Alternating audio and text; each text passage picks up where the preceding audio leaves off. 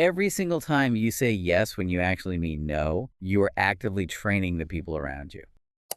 It is actually your body registering a betrayal of your own limits. The moment you offer a list of excuses, you are no longer setting a boundary. You have just opened a negotiation. I want to ask you, yes, you listening right now, to picture a very specific, incredibly common scenario. Oh, we have all definitely been there. Right. So you're going about your day. Maybe you're already stretched a little thin, and someone asks you for a favor. Like a coworker asks you to take on just one more small task, or a friend needs help moving a couch. And you smile, right? Exactly. You smile, you nod, and you say yes. But I want you to focus on what happens in your body the exact second that word leaves your mouth. You feel it immediately. Not later that night, not the next morning. Right there, in the moment, there is this incredibly subtle drop in your energy. Yeah, it's like a quiet, almost invisible tension that just suddenly blooms in your chest. Yes, exactly that. And, most of us write that physiological reaction off entirely. We brush past the sudden tightness in our breathing or that sinking feeling in our stomach. We tell ourselves it's just normal stress, like the unavoidable cost of being a good friend or a dedicated employee. Or a supportive partner. Exactly. But the reality is that this tension is not standard run-of-the-mill stress. It is actually your body registering a betrayal of your own limits. Wow. Well, welcome to the Living Better podcast, and I'm just so glad you've decided to join us today. It's really wonderful to be here with you. Before we jump into the core of today's episode, we really want to send a sincere thank you for tuning in and spending your time intentionally with us. If you find value in our conversations, please take a moment to like, share, and subscribe to the channel. It truly helps us bring these ideas to more people. It really does. And as we always say here on the Living Better podcast, living longer is a science, living better is a choice. And, the choice of how we navigate the subtle daily demands on our time, that is the entire mission of this episode. Yeah, it's such a massive topic. It really is. We're going to explore why people keep expecting your yes in the first place and why that quiet tension in your chest is actually the sensation of losing authorship over your own life. Which is a heavy realization. Very heavy. But more importantly, we're going to break down how to change this dynamic without conflict, without guilt, and this is key, without over-explaining yourself. I love that. So to really get to the bottom of this, I think we have to look at how most people completely misunderstand the root of the problem. Absolutely. Because when we constantly agree to things we don't want to do and we inevitably end up feeling overwhelmed, the conventional advice always points to communication. Like, the assumption is that we simply need to communicate our boundaries better. Right, or that we just need to find the perfect, polite words to express our limits. Exactly. But the source material we're examining today completely flips that narrative. The argument is that overcommitment is not a communication problem at all. It is a conditioning problem. Yes. Framing it as a conditioning problem changes the entire landscape of how we view our relationships. I mean, every single time you say yes when you actually mean no, you are actively training the people around you. You aren't doing it maliciously or even consciously, really, but you are doing it consistently. Through repeated behavior, you're teaching them a very clear lesson. Which is what, The exactly? lesson is, you can count on me even when it costs me. You are essentially creating a predictable loop. Even when it costs me. That's a heavy phrase. It actually mirrors the underlying mechanics of an algorithm on social media. Oh, that's a great way to think about it. Right, like when you're scrolling and you click on a video of a cat doing something funny, maybe not even because you love cat videos, but just out of mild curiosity or a relative sent it to you, the algorithm does not analyze your internal motivation. It doesn't care why you clicked. Exactly. It doesn't care if you clicked out of guilt or boredom, it simply registers the engagement. And because you engaged, it feeds you 10 more cat videos. Yeah, that perfectly illustrates the mechanism at play in our social circles. Our yeses function exactly like clicks of engagement. Every time we agree to a demand out of guilt or obligation or just a desire to keep the peace, the social algorithm around us registers our availability. It updates its model of who we are. And naturally, it feeds us more requests. Exactly. More demands and more assumptions regarding our time. Which really leads to a pretty uncomfortable truth about human behavior. People generally do not ignore our boundaries. Right. They follow our patterns, like the coworker who habitually dumps extra projects on your desk, or the family member who assumes you will host every holiday dinner. They didn't just start doing this out of the blue. No, their behavior was reinforced. Their ongoing requests are actually entirely logical from their perspective. Because it worked before. Exactly. Humans are deeply wired to conserve energy, right? So we naturally gravitate toward the path of least resistance. Your historical pattern of saying yes taught them that, well, you are that path. That makes so much sense. The friction of asking someone else is just higher than the friction of asking you. Okay, but I can hear a skeptical listener raising a valid counterpoint here. Oh, for sure. Let's hear it. Someone might argue that, certain individuals are just inherently demanding. We all know people who are chronic takers, who lack self-awareness, and who will just push for whatever they can get regardless of how we try to train them. And that's fair. Inherently demanding personalities certainly exist. There will always be individuals seeking someone else to carry their load. Right. The distinction, however, is that while you cannot control their inherent personality, their sustained access to you is governed entirely by the pattern you establish. Okay. Explain that a bit more. Well, a demanding person will walk down the street and knock on every single door, but they will only keep walking into the houses when the door is repeatedly left wide open. Wow. Accessibility without intention inevitably becomes obligation. Accessibility without intention becomes obligation. That creates such a fascinating paradox. Because if leaving the door open is causing us such profound burnout, why is it so incredibly difficult to just close it? Yeah, it's the million-dollar question. And a lot of people harbor a quiet shame about this. They label themselves as weak or as incurable people pleasers. They assume they just lack the discipline to say no. But that shame is entirely misplaced. The inability to say no is not a failure of discipline. It is actually a triumph of evolutionary biology. Wait, really? Biology? Yes. To understand the grip of what we call the safe yes, we have to shift our perspective away from behavioral psychology and look at the ancient hardware running inside our modern skulls. Okay, I'm with you.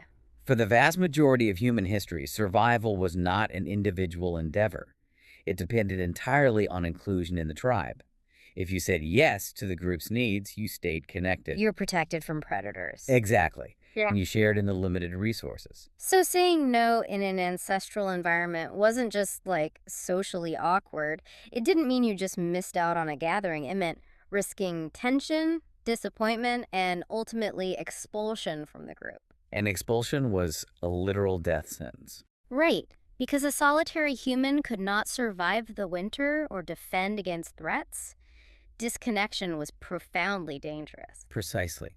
The human brain evolved a very simple binary equation to navigate that dangerous world. Say yes, stay connected, stay alive. Say no, risk rejection, risk death. That is intense. It is. The complication is that the amygdala, which is the primitive threat detection center of your brain, has not updated its software to match our current environment. Right, because we live in modern societies now, with grocery stores and central heating. Our physical survival doesn't depend on our coworkers liking us. Exactly. But when someone asks you for a favor, your amygdala does not see a mild inconvenience. It perceives a threat to your tribal belonging. Because to the brain, it's all the same. Right. In the heat of the moment, the brain's priority is always survival, which means safety always beats alignment. It's a profound tragedy of our biology, really. Our brains are actively sacrificing our modern well-being, our peace of mind, our evenings, our restorative rest, just to save us from a phantom threat that no longer exists. It is tragic, honestly. But understanding that evolutionary code reveals the sheer scale of the battle. If we are essentially fighting millions of years of evolutionary code that equates a no with literal danger, how can we possibly expect to win that fight in the middle of a stressful Tuesday afternoon meeting? Well, that's the thing. Expecting to effortlessly win it is completely unrealistic. Overcoming that programming requires us to clearly identify the new danger. The new danger. Yes, the ancient brain is terrified of social disconnection, but the modern body is being quietly, systematically destroyed by the safe yes. We have to examine the biological toll of constantly betraying our own alignment. Okay, let's delve into that physiological cascade. When we give a safe yes to appease our ancient biology, what is actually happening inside the modern body? The moment you agree to a commitment you genuinely do not want to take on, your body registers that internal misalignment as a stressor. It triggers a very real physiological response. So it's not just in our heads. Not at all. Your cortisol levels begin to rise. Your nervous system shifts out of its parasympathetic rest and digest state and enters a mild sympathetic fight or flight activation. You experience an increase in heart rate and that localized chest tension we discussed earlier. And the danger of the specific stress response is that it lacks a resolution, right? Exactly. Like if you encounter a physical threat, you run or you fight. The stress spikes, the physical exertion burns off the cortisol, and once you are safe, the nervous system resets. Right. It completes the cycle. But when you give a safe yes, you don't run away. You literally commit to the threat. You put it on your calendar. Yes. Which forces the body into a state of prolonged low-grade activation. Instead of a healthy, short-lived stress response, you are carrying a simmering subterranean layer of anxiety for days or weeks until the obligation is finally fulfilled. So the nervous system is essentially idling at a high RPM. Precisely. And the wear and tear of that constant idling is catastrophic over time. The source material draws a direct line from this low-grade activation to chronic mental fatigue, a severe degradation of focus, and profound emotional exhaustion, It just drains the body's energetic battery completely. leaving you depleted for the things that actually matter to you. I have to share a personal realization regarding this because it totally shifted how I view my entire week. I'd love to hear it. So, I am notoriously guilty of looking at my calendar, feeling incredibly drained, and blaming my to-do list. I will literally tell myself, I am exhausted because I have so much physical work to do. Oh, so many people do that. Right, but reading through this material highlighted a harsh truth for me. The exhaustion is rarely coming from the caloric output of executing the tasks. The exhaustion stems from the constant grinding inner friction of doing things I subconsciously resent agreeing to in the first place. Yes. That distinction between the volume of tasks and the weight of misaligned agreements is paramount. It's huge. When people find themselves constantly wondering why they are so tired despite getting enough sleep, it is almost always the weight of the friction. We culturally convince ourselves that being perpetually available makes us generous, valuable people. We really do. We wear our exhaustion as a badge of honor. But constant availability is not generosity. It is unintentional training that breaks down our physical health. Recognizing that the current pattern is destroying our energy is a really powerful motivator. It pushes us to the point where we decide to finally draw a line. We commit to setting boundaries and saying no. Yeah. But yes, we have to prepare people for the reality of executing that decision. Yeah. Because the immediate aftermath usually feels terrible. It really does. The initial phase of boundary setting is where the vast majority of people retreat. When you finally muster the courage to say no after years of conditioning people to expect a yes, you are going to encounter pushback. The people around you will be surprised. They might act offended or seem noticeably annoyed. There will be palpable friction in the interaction. And the immediate instinctual reaction for the person setting the boundary is panic. The brain assumes, I did this wrong. Setting boundaries doesn't work. It just damages my relationships. Right. The ancient brain starts screaming that we are being expelled from the tribe. But the source material provides a crucial reframe for this moment. Which is? The pushback we receive is not actually rejection, it is correction. Viewing the friction as correction changes how we process the discomfort entirely. Exactly. Because from the perspective of the person asking, you have spent years proving that you're the individual who always steps in, always stays late, and always bends over backwards. Right.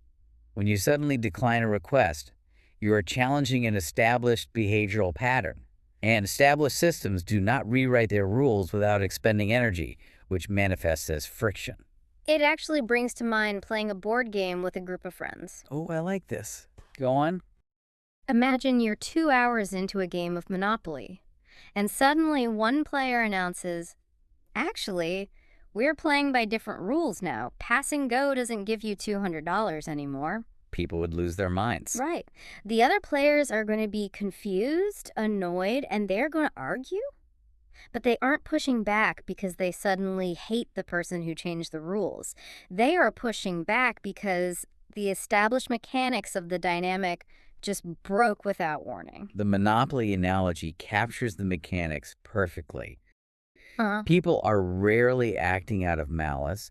They're simply experiencing cognitive dissonance. Right. They're interacting with the available, flexible mental model of you that they have relied upon, and your new behavior conflicts with that model. When you start changing the rules, the resulting friction can genuinely feel like you are losing your connection with them. Which triggers the amygdala again. Exactly. But you must remind yourself in those moments that you are not losing connection.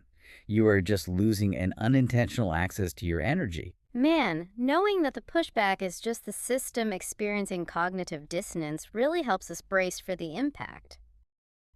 But surviving that correction phase gracefully requires a specific technique, like how do we rewire our identity and enforce the new rules without burning our relationships to the ground? The source material offers a highly practical framework called the clean reset. It is designed to navigate the friction effectively, but its success relies entirely on consistent application. Okay, so how do we do it? Well, first, it cannot be delivered aggressively or laden with emotion. It must be a calm, neutral delivery.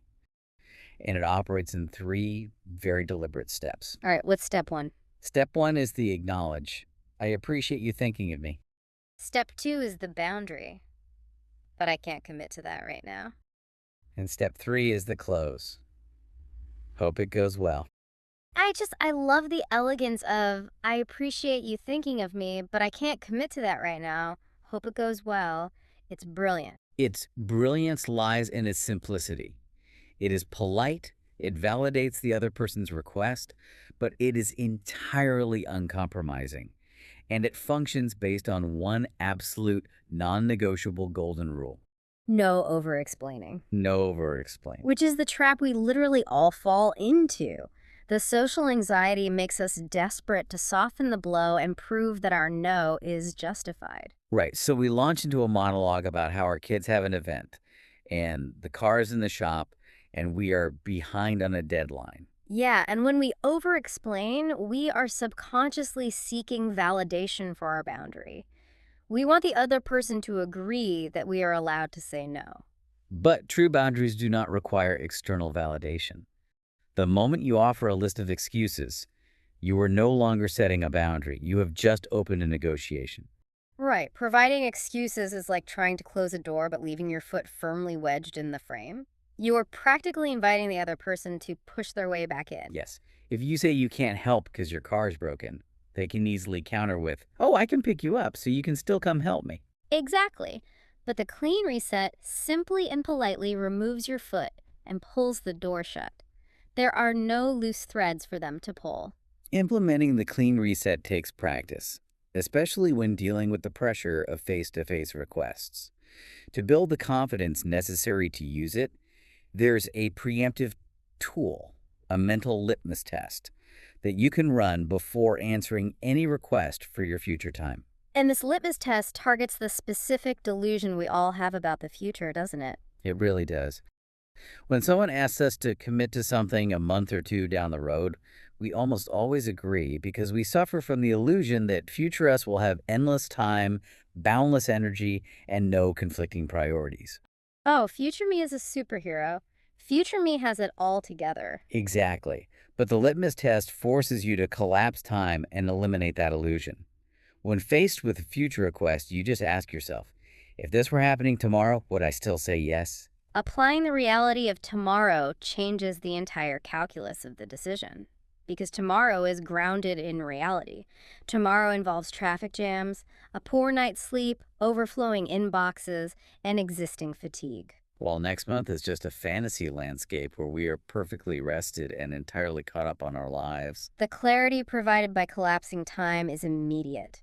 If your internal response to, would I do this tomorrow, is a heavy sigh or feeling of dread, then your initial inclination to say yes for next month is not based on genuine alignment. It is based on social pressure and the desire to avoid immediate discomfort.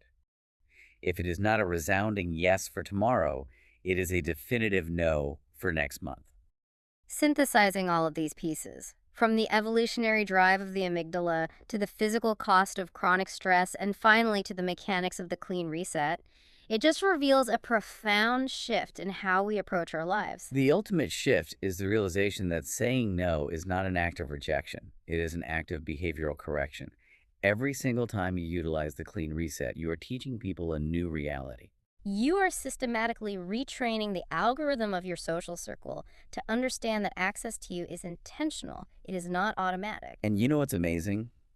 The human brain actually values and respects intentionality far more than it respects constant, unguarded availability.